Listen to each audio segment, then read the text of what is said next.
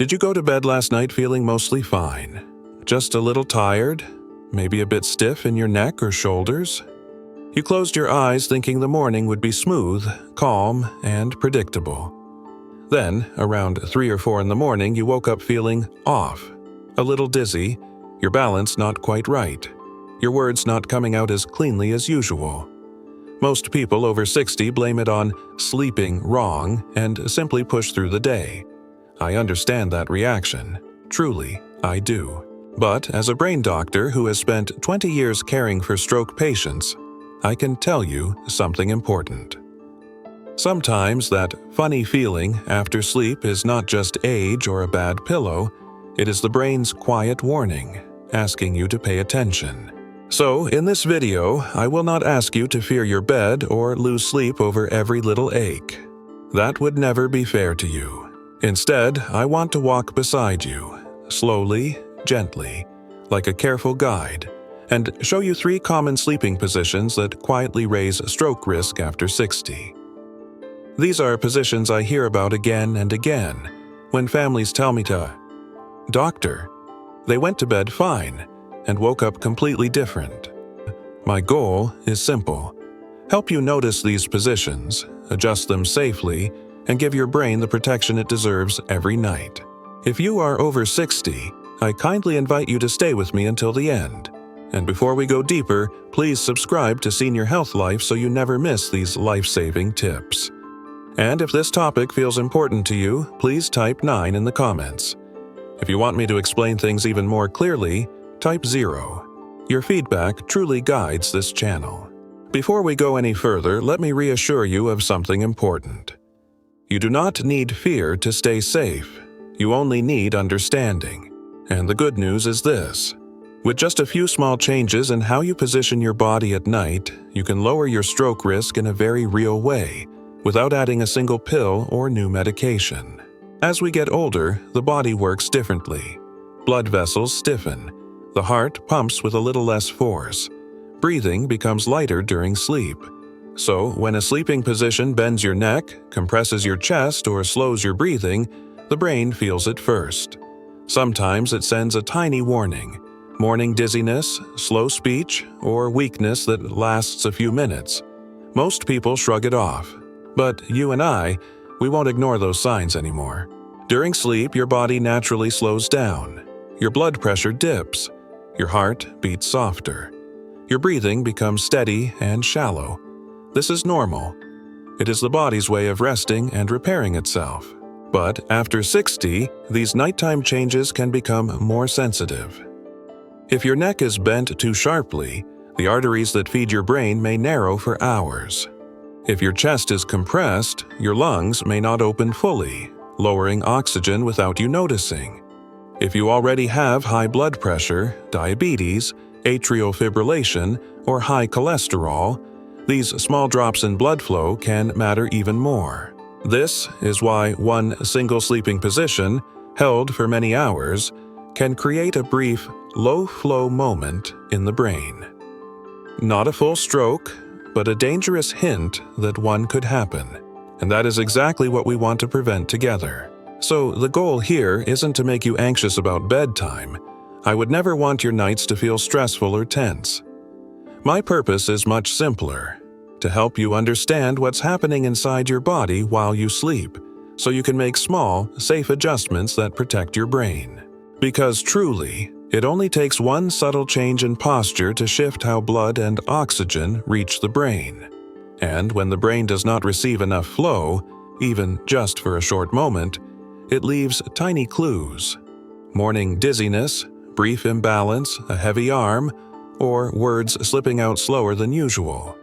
Most seniors forget about it by lunchtime, but your brain never forgets. Before we move on, let me gently ask you something.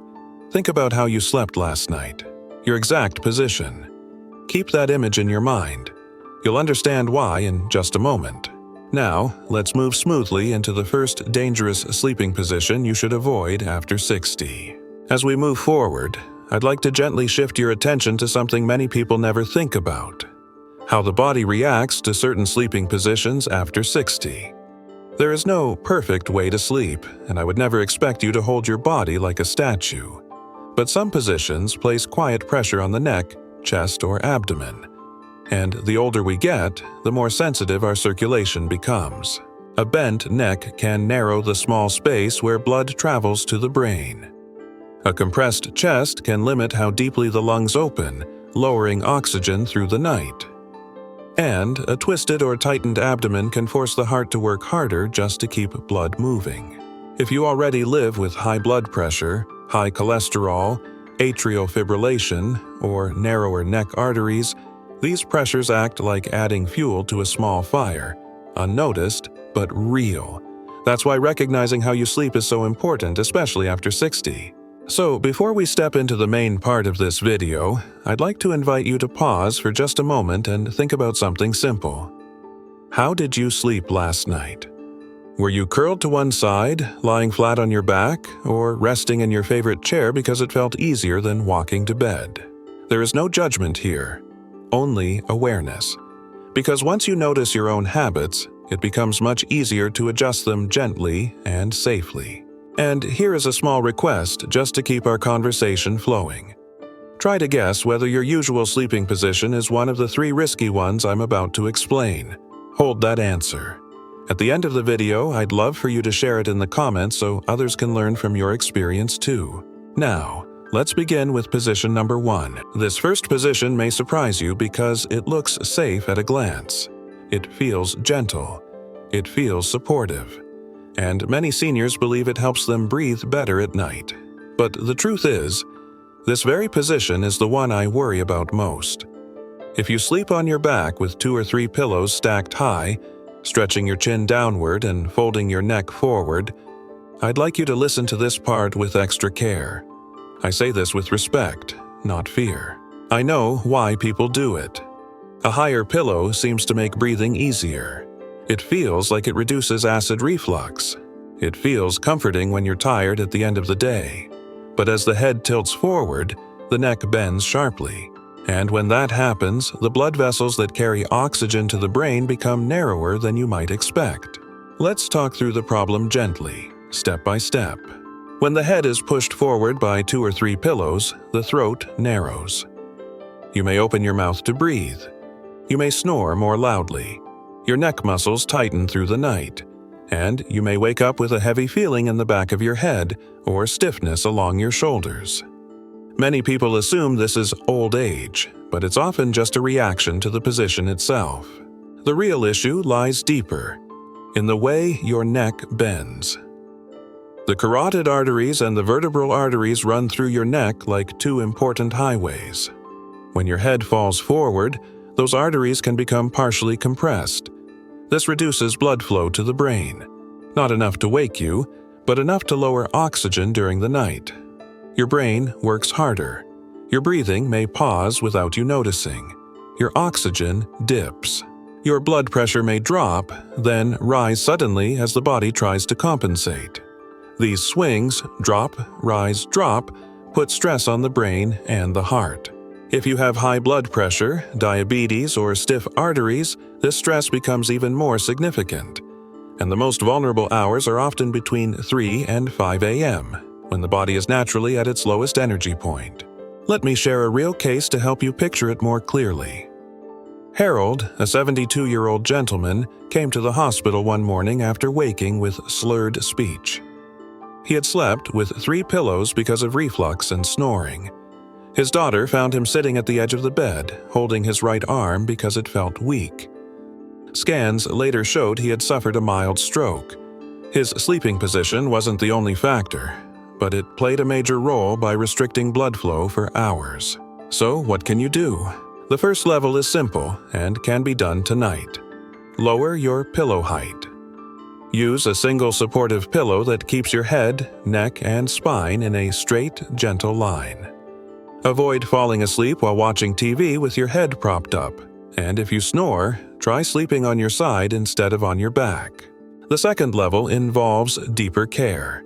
If you snore loudly, wake up gasping, or your partner notices pauses in your breathing, talk with your doctor about sleep apnea. A proper evaluation can protect your brain and heart in significant ways. You may also be advised on pillow types designed to support better alignment or prevent your head from tilting forward. Before we move on, I'd like to ask for a small sign that you're still with me. If this information helps you understand your sleep better, feel free to comment the number 9. It lets me know you're here, learning, growing, and taking care of your health. Now, let's move gently into the next position.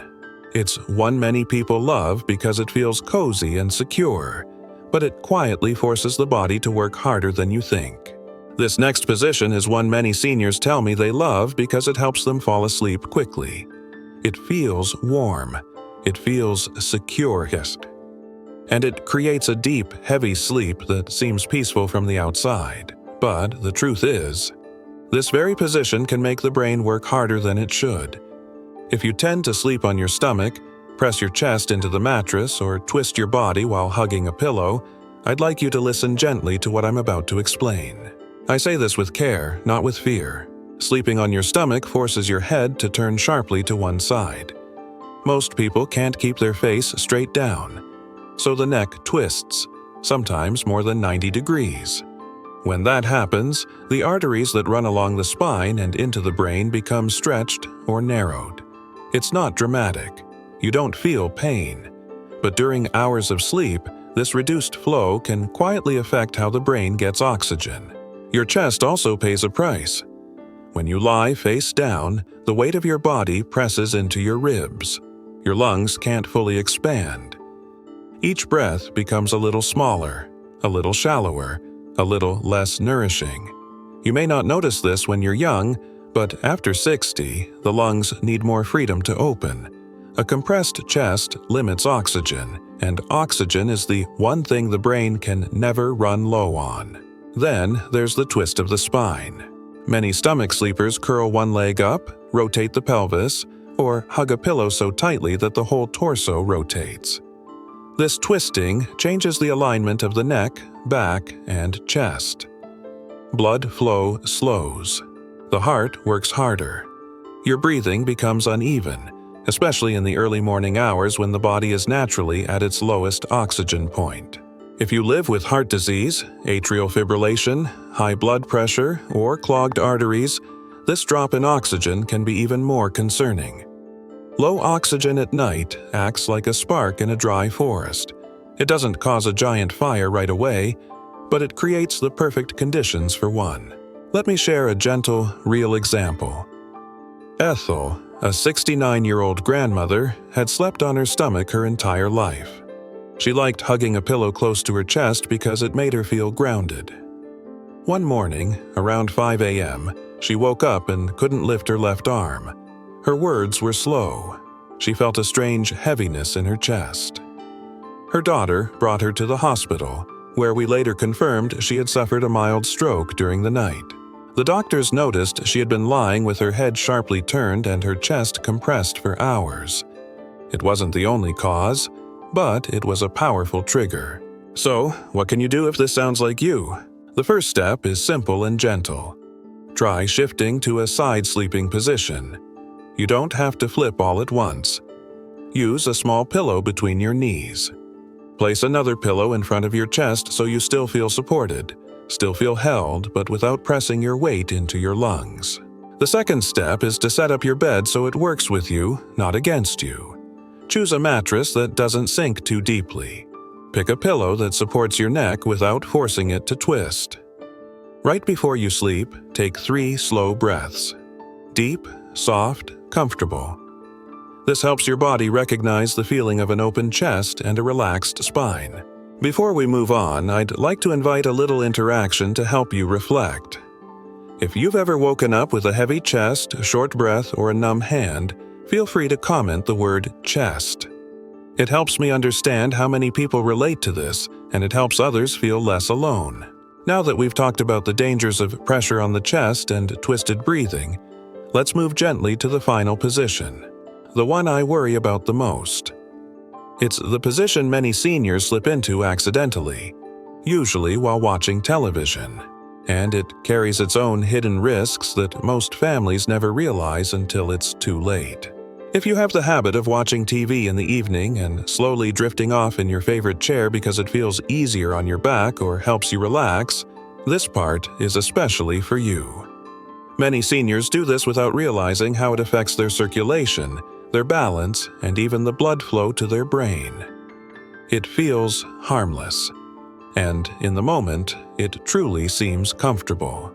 But when your head tilts forward, your neck folds to one side, and your legs hang loosely for hours, your body works much harder than you think.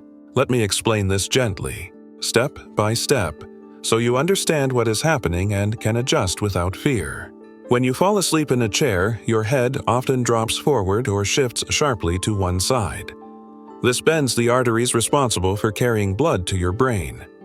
The bend may be small, but over several hours it can limit how much blood reaches the brain.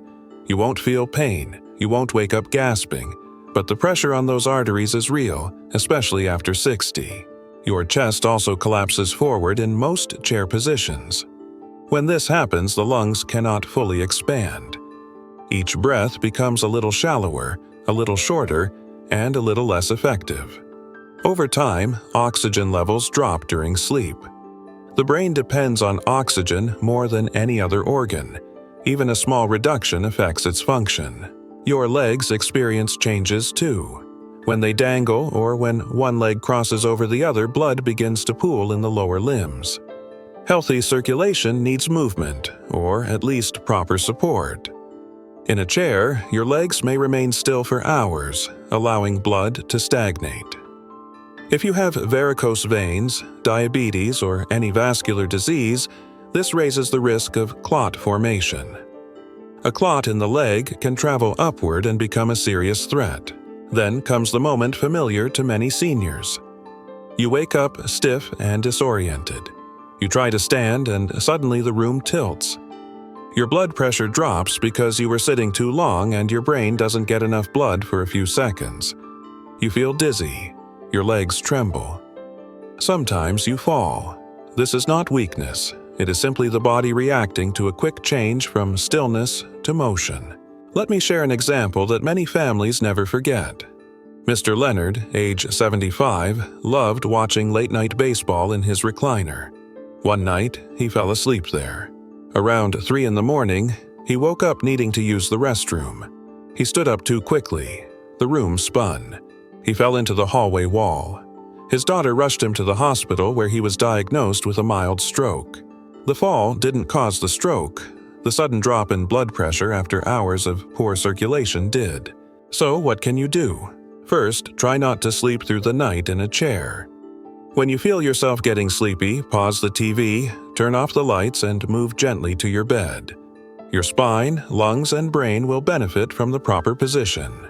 If you must rest in a chair for a short time, support your neck with a soft pillow.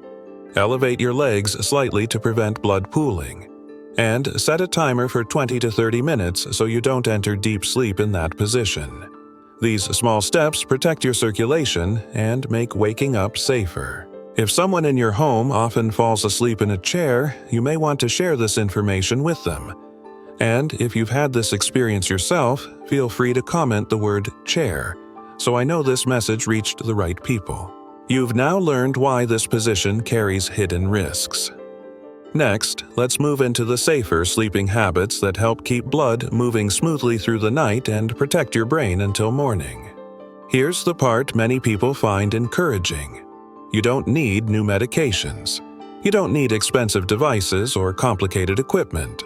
Most of the protection your brain needs at night comes from small, thoughtful adjustments you can do right at home. And that is good news, especially after 60, when comfort matters more than anything. Let's start with the safest sleeping position for most seniors. Try resting on your side, left or right, with your spine in a straight, gentle line. Use a pillow that supports your neck without lifting it too high. Place a soft pillow between your knees to keep your hips aligned and reduce pressure on your lower back.